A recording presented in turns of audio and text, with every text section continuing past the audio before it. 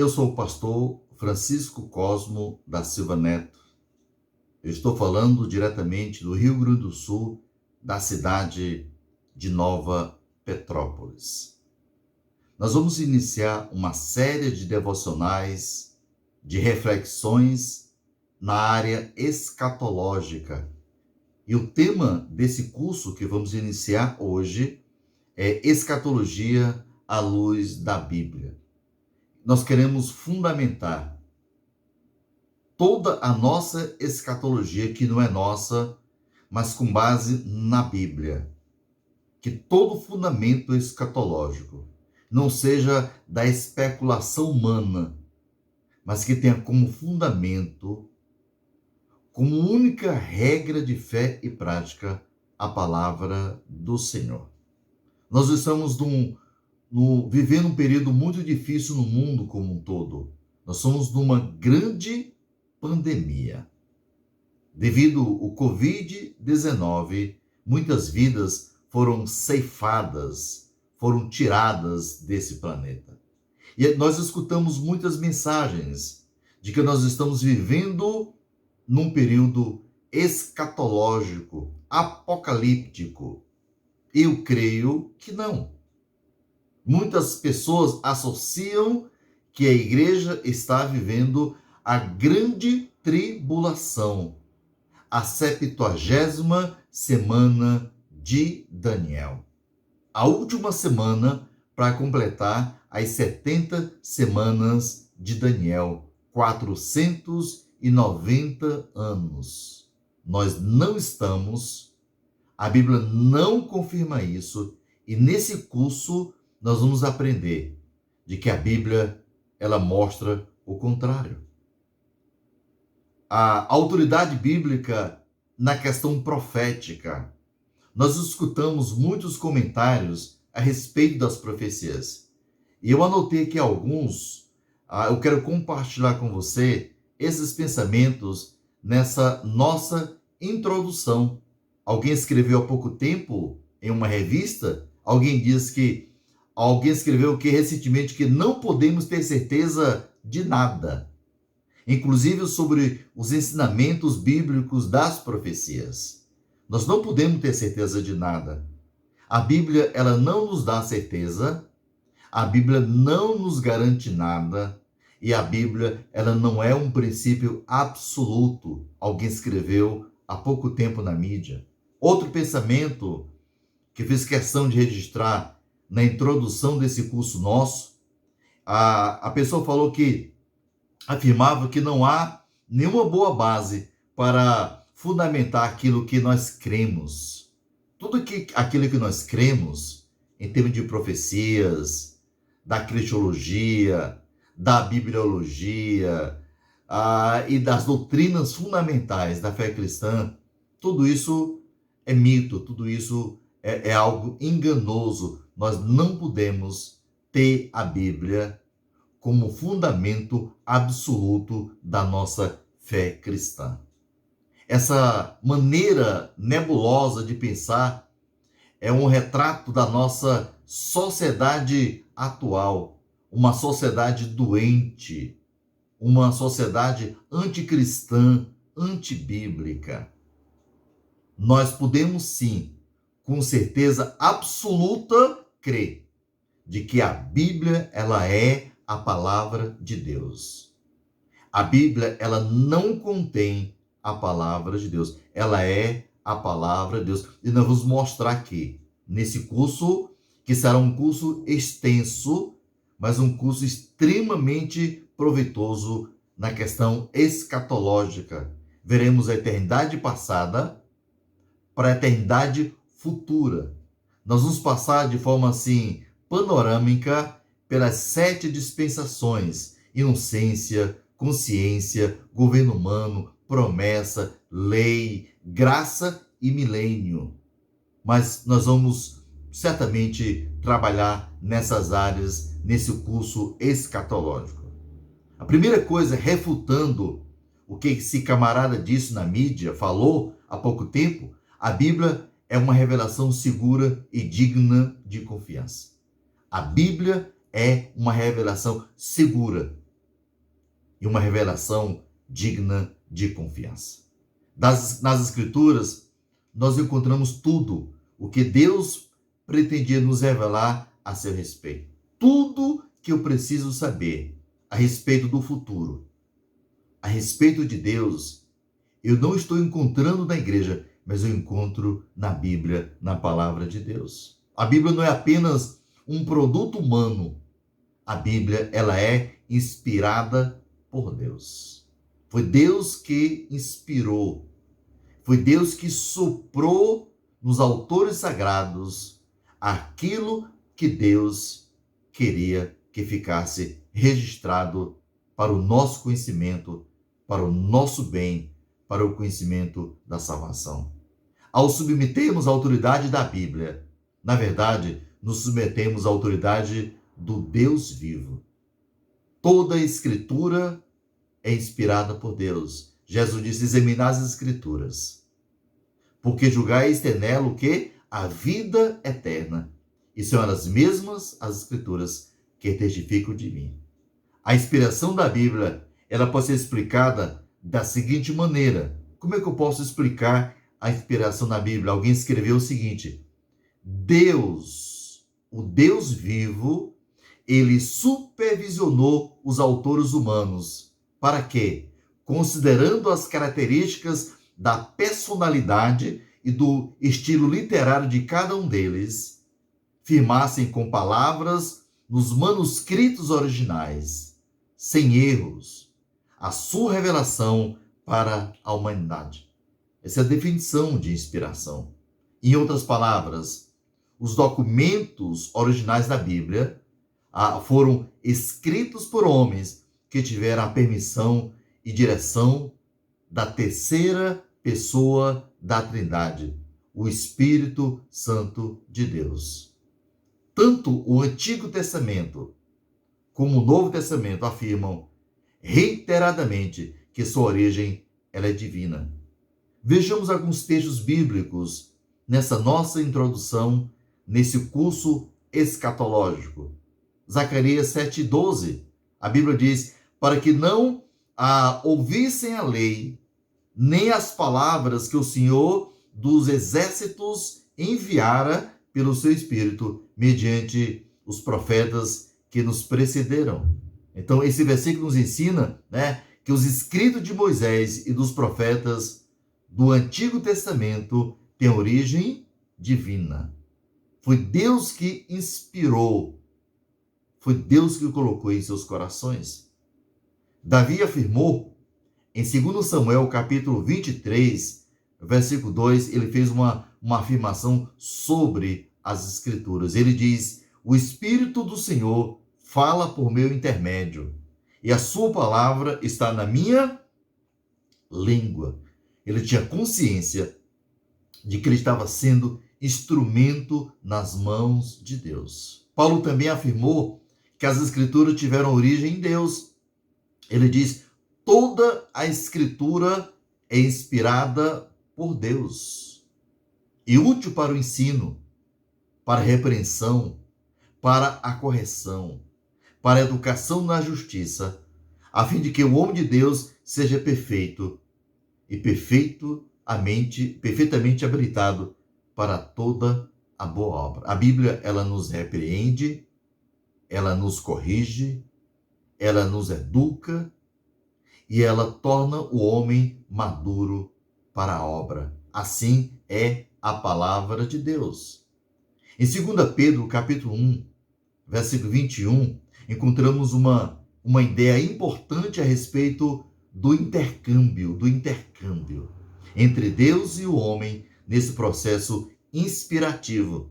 O versículo diz: porque nunca, jamais, qualquer profecia foi dada por vontade humana.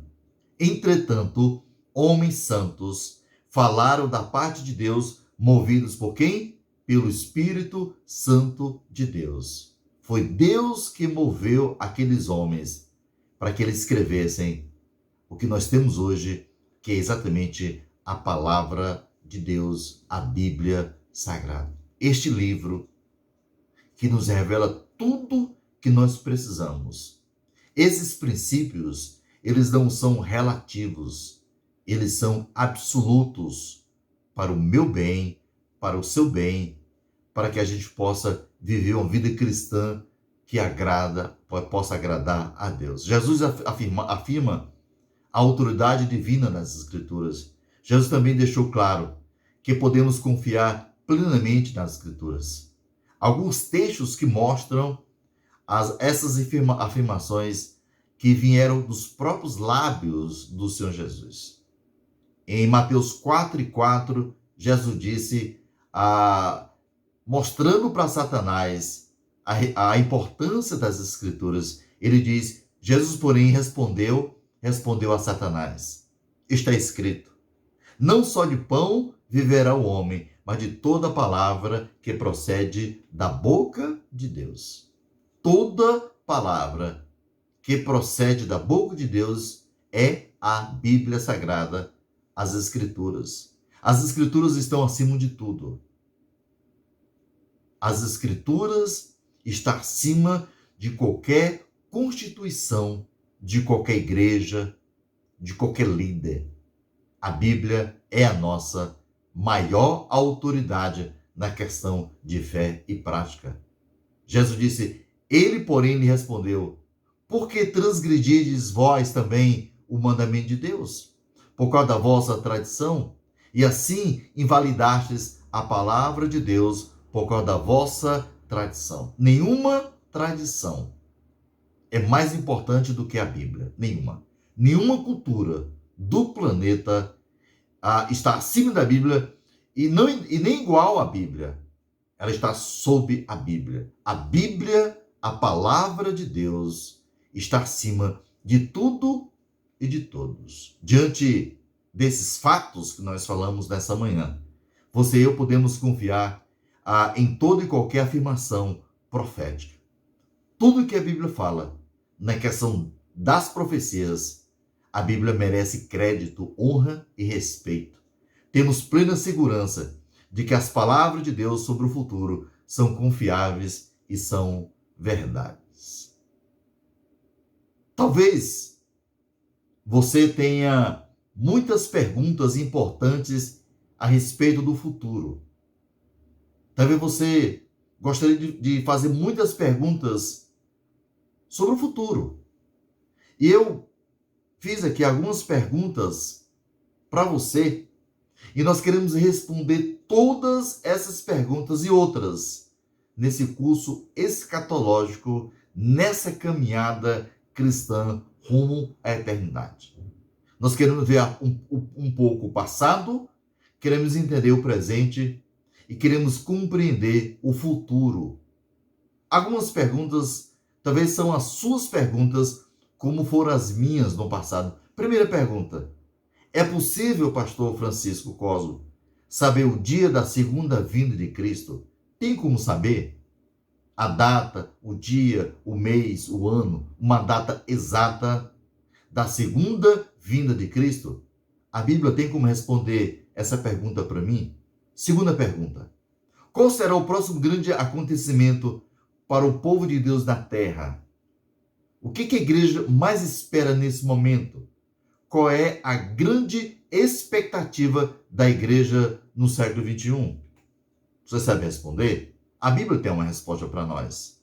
Terceira pergunta: para a igreja, que acontecimento se seguirá assim que a igreja for arrebatada? Assim que a igreja se encontrar com Cristo nos ares, o que vai acontecer? No céu e na terra, simultaneamente. Quais são os acontecimentos? Alguém será condenado num tribunal de Cristo? Haverá um tribunal? Qual a diferença do tribunal de Cristo para o tribunal do trono branco? Nesse tribunal de Cristo, haverá pessoas condenadas? Qual a diferença dos dois tribunais? Nós vamos aprender isso nesse curso bíblico. A trombeta de 1 Coríntios, capítulo 15, versículo 52, é a mesma trombeta de Apocalipse? Porque a Bíblia fala de trombetas. Qual é a diferença de uma trombeta para outra, trombeta. Tem diferença? Tem. E grande diferença. Vamos aprender nesse curso? A Bíblia relaciona a volta de Cristo com um piscar de olhos. Um piscar de olhos. E a pergunta é: quanto tempo dura um piscar de olhos? Você sabe? Responderemos nesse curso bíblico. Qual será a condição dos crentes durante o período milenar? E haverá um período milenar de 1000 anos aqui na Terra? E se haverá esse período milenar, como será a vida dos crentes, dos salvos da igreja, das pessoas que foram salvas na grande tribulação? Como é que vai ser essa relação, esse intercâmbio? Qual é a língua que o povo vai falar no milênio? 8ª pergunta. É verdade que a vinda de Jesus se dará em 2 fases. Quais são elas? A primeira fase e a segunda fase. Que significa anticristo? Qual é o anticristo na história e qual é o anticristo de Apocalipse? Ele já veio, virá outra vez, ou ele nunca veio e virá somente uma vez na grande tribulação? Então, quem será esse anticristo? Quem será essa pessoa? É um animal? É um ser humano? Nós vamos responder essas perguntas e tantas outras nesse curso escatológico. Mas a primeira coisa que nós queremos, na continuidade desse curso, é definir o que é escatologia.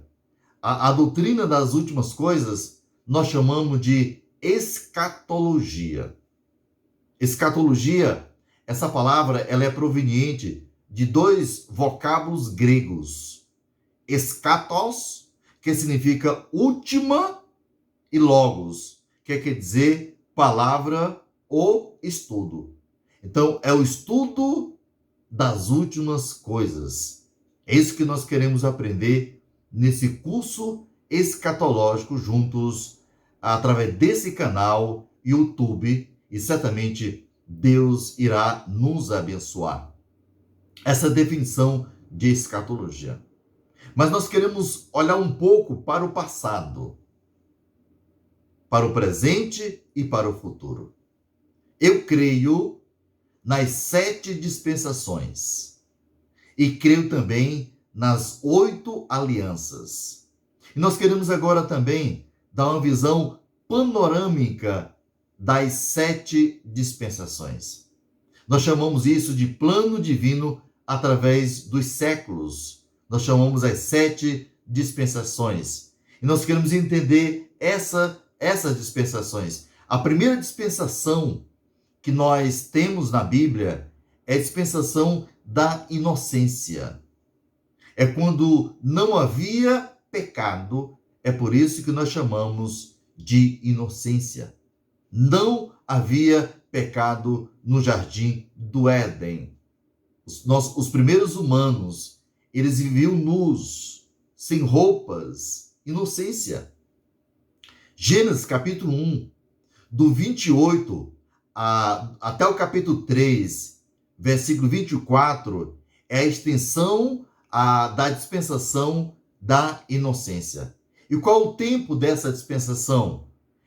Ela vai da criação do homem até a queda. Esse é o período da dispensação. E nessa dispensação, Deus deu para o nosso primeiro casal, Adão e Eva, uma responsabilidade. E qual foi a responsabilidade? Não comer da árvore do conhecimento do bem e do mal. Essa foi a ordem que Deus deu para eles, para Adão e Eva. E qual foi o fracasso? Eles comeram do fruto proibido. E qual foi o castigo? Você sabe muito bem que toda ação tem uma reação. Todo pecado tem uma consequência. E a consequência que esse casal pagou, eles foram expulsos do jardim. Eles foram malditos, maldição e morte. A segunda dispensação é a dispensação da consciência. Vai do capítulo 4, versículo 1, até o capítulo 8, versículo 14, nós chamamos dispensação da consciência.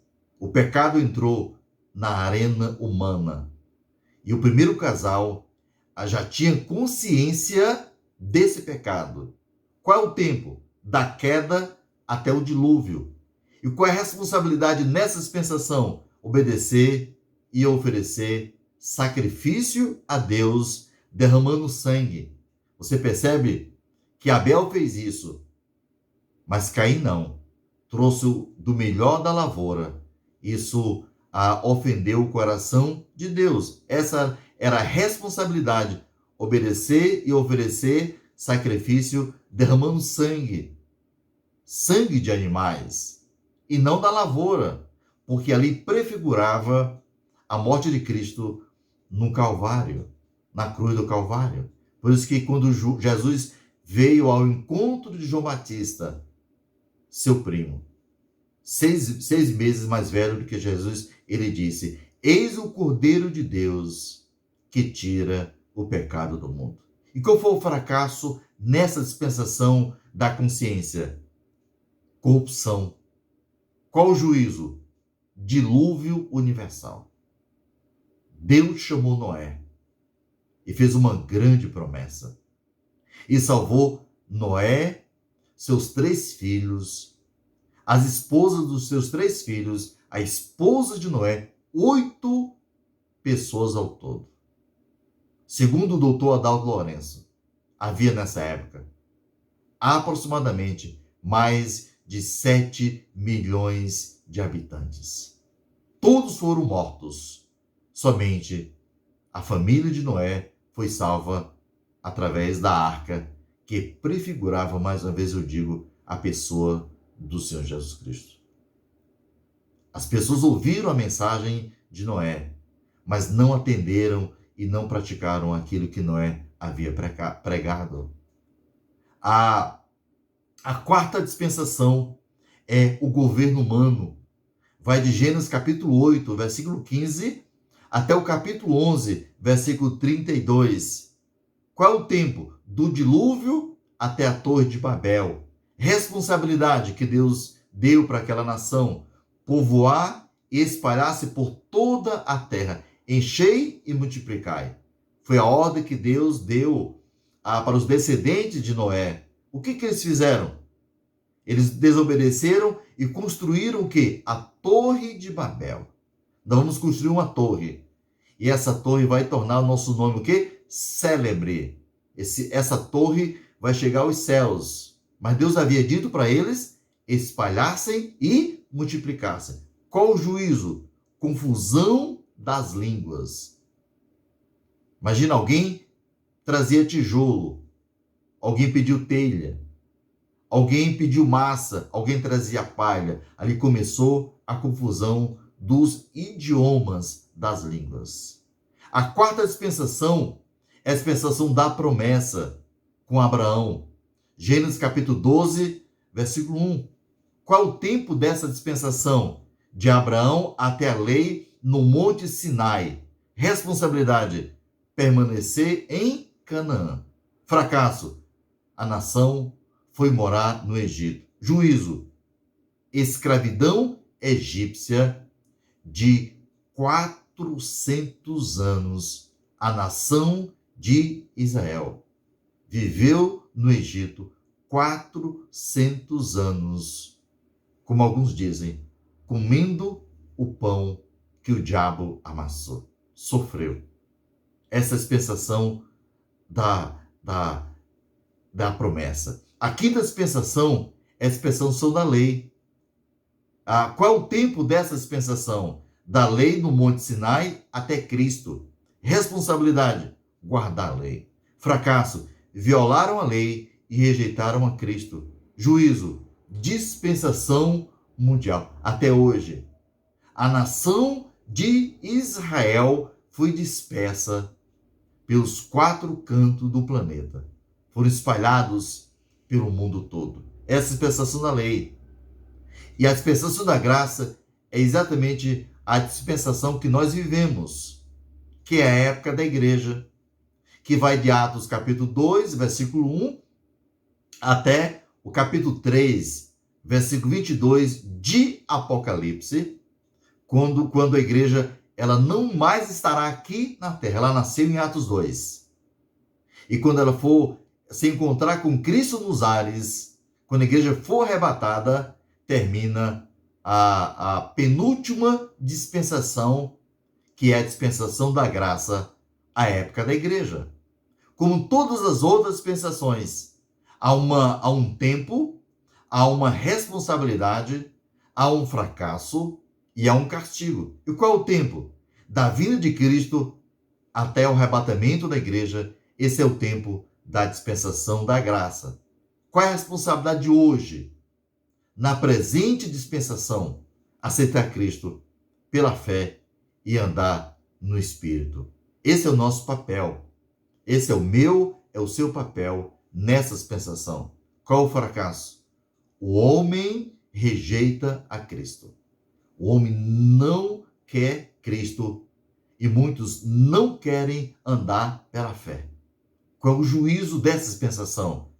Todo aquele que rejeita Cristo vai passar pela grande tribulação.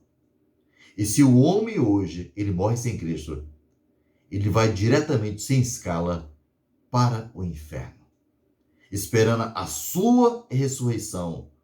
Nós chamamos de segunda ressurreição no trono branco, para ser jogado não apenas o espírito, mas também um corpo no lago de fogo.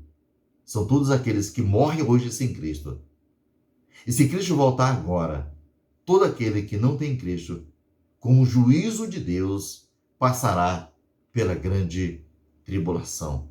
A última dispensação, que ela virá quando terminar a grande tribulação, que virá sobre o mundo todo, é a dispensação do milênio.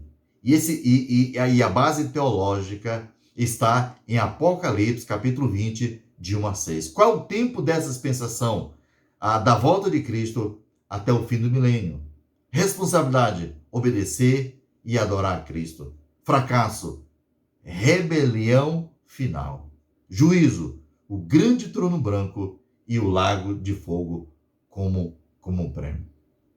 Queremos nessa introdução pensar dessa forma. Mas que quando nós estudamos escatologia, quando nós aprendemos a doutrina certa escatológica, quais são os resultados do estudo profético? O que isso traz para mim estudar escatologia? Primeiro, quando eu estudo escatologia, quando eu tenho a doutrina correta escatológica, do tempo certo, isso me dá uma grande bênção na minha vida particular e na minha vida pessoal. Em Apocalipse capítulo 1, versículo 3, o apóstolo João, ele disse isso. Serve para mim e serve para você nesse período cinzento, nesse período de dúvidas, de questionamentos com relação a uma palavra. Então, para você que estuda profecia, olha o consolo da Bíblia para nós. A Bíblia diz: bem-aventurado, feliz. Bem-aventurado aquele que lê. E bem-aventurados os que ouvem as palavras desta profecia e guardam as coisas que nelas estão escritas, porque o tempo está próximo. Então, bem-aventurados, felizes são aqueles que estudam as profecias. O primeiro resultado para quem estuda profecia à luz da Bíblia é bênção para aqueles que estudam. O segundo resultado para as pessoas que estudam profecias, escatologia, é que nós temos grande estímulo espiritual. Há um grande estímulo para nós. O conhecimento das profecias incentiva o cristão a viver de modo que agradável a Deus. Ele vai viver de uma maneira que agrada a Deus, porque ele tem conhecimento das profecias. Ele sabe o que vai acontecer, porque a Bíblia diz para nós. Duas bases teológicas, duas bases bíblicas a respeito dessa desse estímulo espiritual. 1 João 3:3. Olha o que a Bíblia diz. E todo o que nele tem esta esperança, todo aquele que nele tem essa esperança, purifica-se a si mesmo, assim como ele é puro. A vida daquelas pessoas que crê na escatologia correta, bíblica, é uma vida de esperança. É uma vida tranquila, porque ele tem conhecimento e ele sabe aquilo que Deus falou nas Escrituras. Mas o segundo texto é Mateus 16, 24 e 27. A Bíblia diz assim: Então disse Jesus a seus discípulos: Se alguém quer vir após mim, negue-se a si mesmo, tome a sua cruz e siga-me. Porque o Filho do Homem há de vir na glória de seu Pai, com os seus anjos, e então retribuirá a cada um segundo as suas obras. Essa é a promessa. São promessas de Deus para mim e para você, que amamos profecias, que estudamos escatologia bíblica. A esperança no breve retorno de Cristo leva o crente a focalizar os seus pensamentos e condutas em quem? Em Cristo. Ele centraliza a sua vida não na igreja, não nos líderes, mas ele centraliza a sua vida na pessoa de Cristo Jesus. 1 Pedro 4,7, a Bíblia diz: Ora, o fim de todas as coisas está próximo. Sede, portanto, criteriosos e sóbrios a bem das vossas orações. Cristo está próximo. Ele está às portas. Breve, ele virá para buscar a sua igreja num tempo exato de Deus. Os crentes mais devotos e fiéis que eu conheço são aqueles que têm consciência dos eventos dos últimos dias e aguardam a volta de Cristo Jesus. O terceiro estímulo para estudar a escatologia, profecias, é que a Bíblia, escatologicamente, profeticamente, ela me dá uma estabilidade psicológica. O meu psíquico, ele vai estar estável. Eu vou ter uma firmeza no meu pensar. É por isso que a gente tem uma sociedade perturbada, inquieta, por não conhecer as Escrituras. O estudo profético não somente satisfaz a mente, mas também estabelece um equilíbrio emocional. A gente percebe tantas pessoas perturbadas, inquietas. Estamos vivendo na escatologia. Estamos vivendo o Apocalipse. A besta.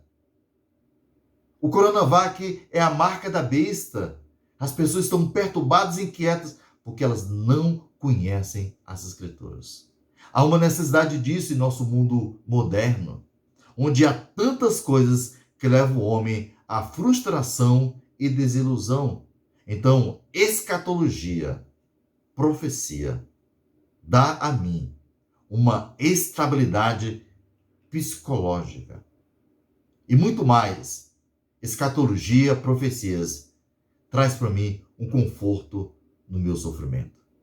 Toda vida que eu passo por um sofrimento, por uma angústia, por uma batalha na minha vida, seja uma doença, a perda de um ente querido, eu tenho uma consciência. Se essa pessoa morreu em Cristo, eu vou encontrar essa pessoa na eternidade. O sofrimento, para quem tem escatologia correta, à luz da Bíblia, é uma pessoa muito tranquila. O reconhecimento da volta de Cristo para buscar sua igreja leva o crente a uma convicção firme para servir a Deus.